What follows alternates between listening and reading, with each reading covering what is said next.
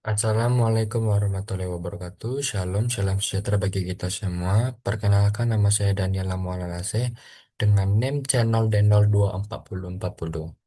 Pada hari ini, izinkan saya akan mempresentasikan suatu konsep dan pencatatan atas harga pokok penjualan, beban operasional, dan rekonsiliasi fiskal. Deh, ambil ka dulu Sarah. Di mana? Celana dalam sama sekali baju papa Yang pendetel pertama, yang hitam. apa saja biaya yang boleh dikurangkan atau deductible expense?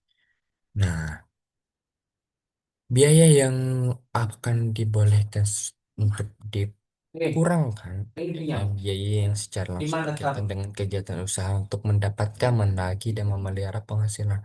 Contohnya itu seperti HPP, Iya, iya. gaji, biaya listrik, air, dan telepon, dan lain-lain. Nah, kalau biaya yang tidak boleh dikurangkan atau non-deductible expense, yaitu biaya yang tidak boleh dikurangkan. Atau maksudnya biaya yang tidak diakui menurut ketentuan perpajakan. Contohnya seperti PPh, denda pajak, biaya pribadi, pemilik, dan natural. Nah, perbedaannya itu ada, berikut ada perbedaan laba komersial dan laba fiskal. Nah, contoh aspek dasarnya itu ada laba komersial itu dari standar akuntansi, sedangkan dasar laba fiskal itu dalam peraturan pajak. Nah, tujuan laba komersial itu sebagai informasi keuangan.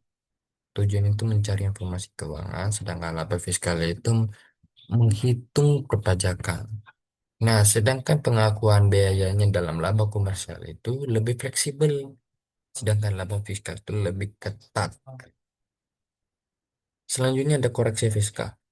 Koreksi fiskal itu ada dua dalam ini. Yang pertama ada koreksi positif, yaitu penambahan laba karena biaya tidak diakui pajak, contohnya biaya pribadi dan denda pajak. Yang kedua ada koreksi negatif, yaitu pengurangan laba karena ada penghasilan yang tidak dikenakan pajak atau biaya tambahan fiskal. Contohnya penghasilan sudah dikenakan pajak final dan penyusutan fiskal lebih besar dari komersial. Selanjutnya ada rekonsiliasi fiskal.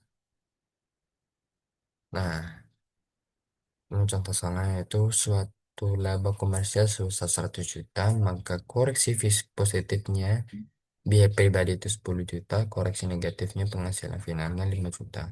Maka laba fiskalnya itu ada 100 juta, ditambah 10 juta, dikurangi 5 juta, maka didapatkan 105 juta.